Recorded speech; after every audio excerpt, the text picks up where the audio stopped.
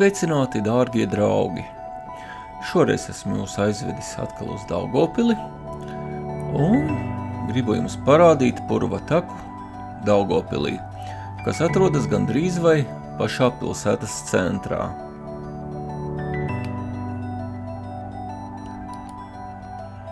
Purva taka ir unikāls turisma un dabas izziņas objekts. Purva taka ir aptuveni 1,5 kilometru gara, ar vairākām skatu platformām un slēpņiem putnu un dzīvnieku vērošanai. Šī taka atrodas Esplanādes mitrājā, blakus Latgales zoodārzam. Daudzveidīgo purva iemītnieku dzīvi var pētīt divējādi, dodoties mierīgā pastaigā pa labi iekārtotu taku, vai arī iejusties lauka pētnieka ādā un izvēlēties piedzīvojumu maršrutu. Esplanādes purva takai ir vairākas ieejas. Pastaigas maršrutu var sākt 4 vietās. Pie skatu platformas Paugura, tas ir no Esplanādes parka un Kandavas ielas puses. Tad var pie Daugavas ielas gājēju ceļa blakus notekūdeņu attīrīšanas iekārtu teritorijai, kā arī pie Daugavas ielas gājēju ceļa blakus suņu pastaigu laukumam un arī no Latgales zoodārza puses. Taka ir aprīkota ar velosipēdu statīviem, informāciju stendiem un norādes zīmēm, kuras sniedz informāciju par iespējamiem takas pastaigas virzieniem. Purvājā ir izbūvēta herpetologa taka, kas ir paredzēta kā aizraujošs un izzinošs maršruts. Herpetologu taka brīžiem var būt mitra un pārpludusi, te ir iespējami šķērsļi, gan nokrituši koki, zari, gan purvājā mītoši dzīvnieki, gan liels mitrums un garas niedres.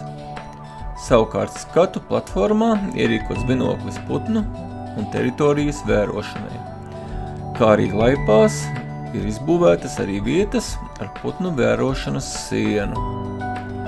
Tā kā ir nodrošināta vides pieejamība, tā ir piemērota māmiņām ar ratiņiem un cilvēkiem ratiņkrēslos. Izņēmums ir maršruts herpetologu taka. Un vēl jāpiebilst, ka ieeja teritorijā ir aizliegta posmā no 1. marta līdz 1. augustam, jo iestājas putnu ligzdošanas periods. Es šajā takā, ja godīgi jāsaka, viņa ir atvērta jau pagājušā gadā, bet, ja nekļūdos pagājušā gadā, bet es šeit esmu pirmo reizi. Agrāk nekad nav sanācis šeit atnākt, bet no šeit esmu atnācis un esmu ļoti priecīgs. Tālumā ir redzamas Esplanādes mājas.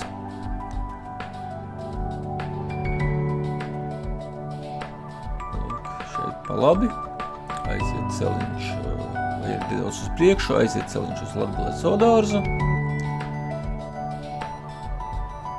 Un šeit tūlīt došos pa šīm trepītēm augšā un parādīšu, kā izskatās no augšas. Kā gan jūs jau to redzējāt iepriekš.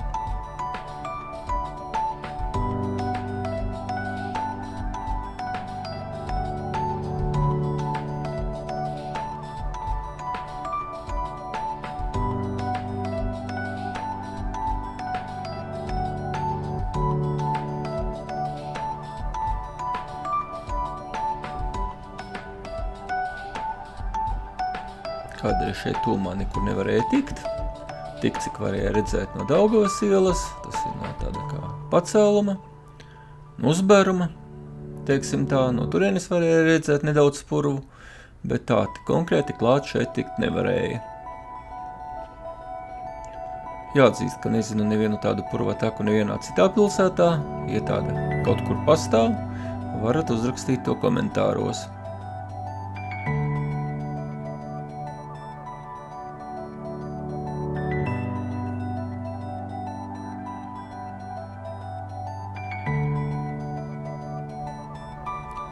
Cilvēku tikpat kā nebija, tikai pārīti satiku, laiks arī bija diezgan pavēss. Vasarā, protams, būtu daudz foršāk šeit pastaigāties, bet diemžēl tas ir aizliegts.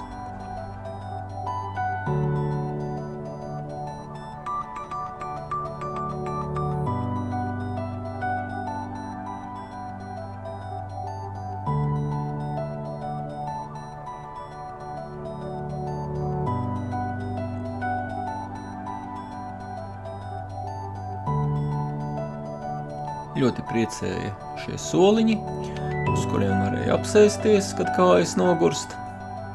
Varēja būt viņi nedaudz vairāk, bet kopumā viss bija labi. Un šajā te vietā, tas ir purva otrais gals, no kurienes es sāku savu pastaigu, ļoti pietrūka toaletes. Šeit, diemžēl, nekur toaletes nav, toalete tikai sākuma punktā, un tas diezko labi nebija.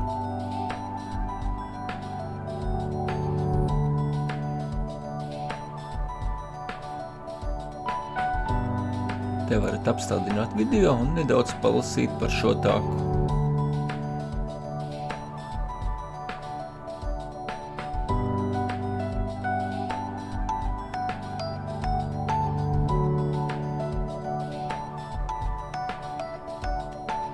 Tur aiz šī te uzbēruma atrodas aiz šī vaļņa, atrodas Daugava.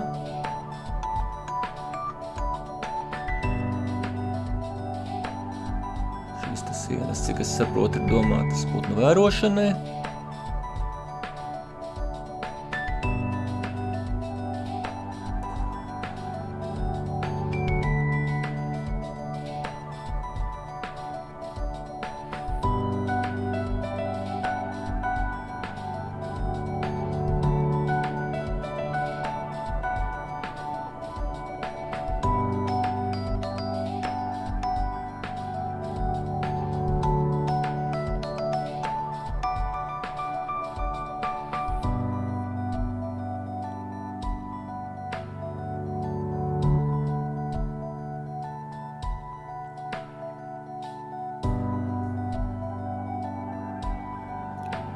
Tālumā otrā pusē atrodas mūzikas vidusskola.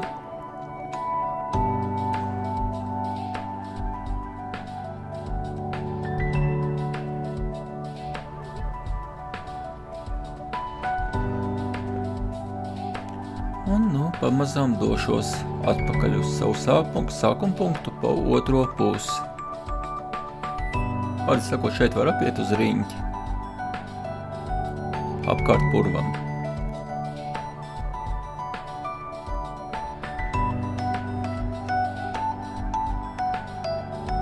Šeit ir vēl viena ieeja.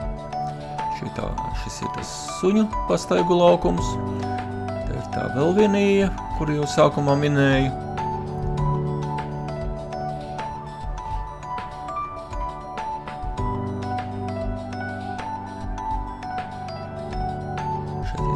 Forši uztaisīts, cik es saprotu, lai kājas neslīdētu, kad ej augšā. Šeit ir skaitlaukums pusaudžiem. Nu, lūk, tas man arī viss par šo purva taku. Paldies, ka skatījāties. Šis, diemžēl, ir viens no maniem pēdējiem video. Nākamos video jūs redzēsiet jau decembrī. Patreiz ir kā ir. Finanšu trūkums, tāpēc arī nevaru nekur šajā mēnesī vairāk aizbraukt. Lai jums visiem jauka diena, atā!